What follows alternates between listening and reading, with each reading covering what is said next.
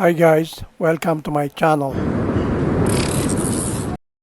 In this project, I will show you how to turn an old AC adapter into a motion sensor with an LED. Let's get started.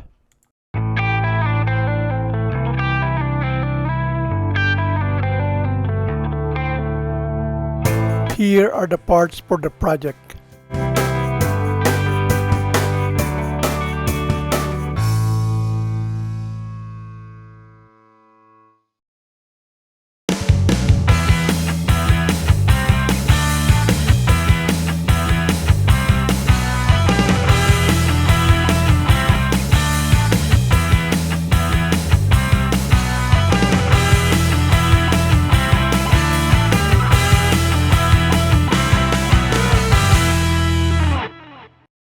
Now let us test the sensor. When it detects a movement, the output goes to 3.2 volts.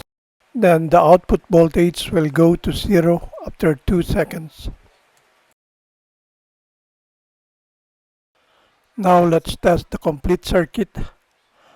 When it detects a motion, the LED will light and then turns off after 2 seconds. Now let's try again. LED lights and then turns up after 2 seconds.